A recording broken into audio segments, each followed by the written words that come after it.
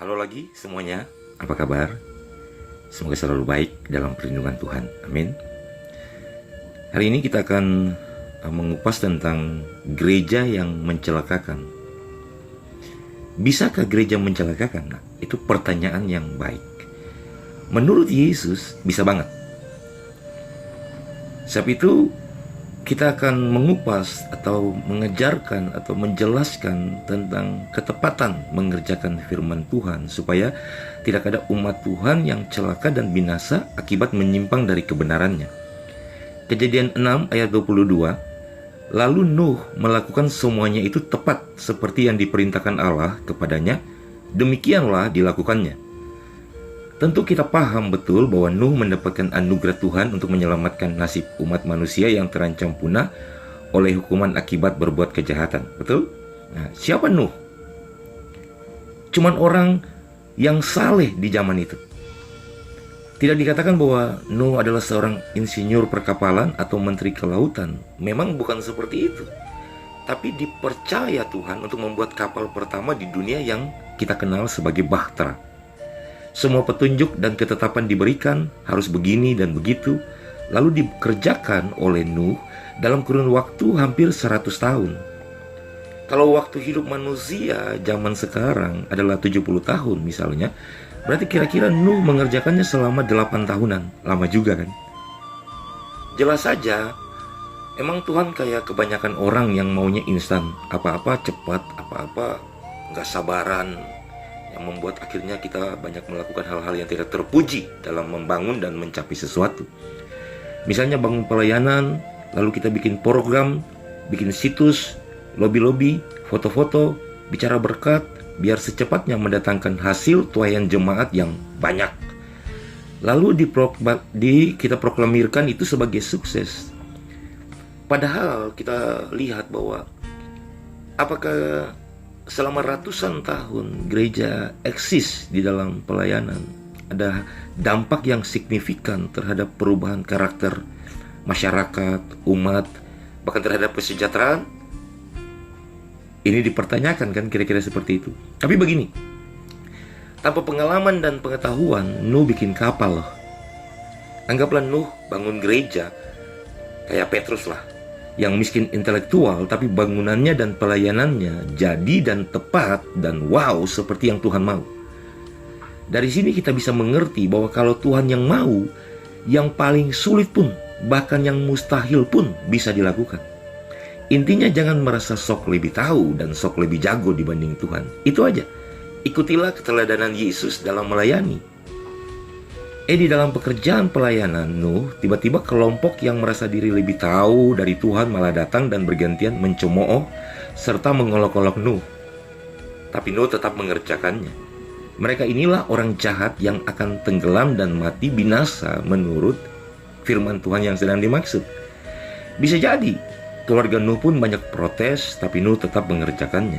Sambil menjelaskannya perlahan-lahan kepada istrinya, mungkin kepada anak-anaknya, sabar dulu, Papa lagi begini karena ini memang Tuhan yang mau, dengan maksud seperti ini. Nah, Papa beruntung, kita bersyukur, mari kita sama-sama saling membantu, kita berdoa. Misalnya seperti itu. Terkadang memang orang yang ternilai gila oleh dunia adalah justru yang paling waras di mata surga. Begini, bayangkan kalau Nuh menyerah. Bagusnya Nuh tetap berserah, amin. Gimana kalau jadi tapi nggak tepat seperti yang Tuhan mau? Jadi bahteranya jadi tapi nggak seperti yang Tuhan mau. Pasti sudah dikomplain Tuhan, pasti. Gimana kalau Nuh nggak mau dengar komplain Tuhan? Dipastikan bahtera itu akan celaka. Ini kan yang Yesus kecam keras atas pelayanan orang-orang Farisi dan ahli Taurat. Ya, gimana kalau jumlah binatang yang naik membuat bahtera kelebihan beban dan tenggelam? Nuh tentu bukan orang bodoh. Nuh tahu kualitas Tuhan dalam mengerjakan segala sesuatu. Perhatikan saja semesta ini, indah dan ajaib bukan? Ibarat Anda seorang pembalap MotoGP sekelas Rossi lah misalnya, atau Marc Marquez. Apakah Anda hanya akan mengandalkan kecepatan? Wah, pasti akan tabrakan, terpeleset dan jatuh celaka. Itu pasti. Itu logika banget. Jadi fatal kalau ajaran suci di tangan kita malah diobral murah agar semua orang datang dan membeli dari kita. Emangnya kebenaran bisa terpaksa harus di-courting supaya jangan ada pelanggan yang pindah ke toko sebelah gitu? Kan nggak masuk akal. Perhatikan Yesus. Siapa tidak suka dengar hikmat sorgawi dan ngambek tidak mau datang, Yesus nggak peduli. Tapi apa yang sorga bilang? Jika A, tetap Yesus bilang A. EGP, yang maunya B, C, dan sampai Z, mengundurkan diri darinya pun nggak masalah. Sebab memang kebenaran adalah jalan menuju sorga, meskipun banyak menyakitkannya. Kita tersakiti oleh rupa-rupa pembentukan Tuhan, oleh rupa-rupa teguran Tuhan. Nggak apa-apa, itu baik. Demi kemurnian hati kita, demi pemulihan hati kita. Kebenaran bukan jalan menuju neraka yang meskipun penuh dengan godaan dan kesenangannya, bukan.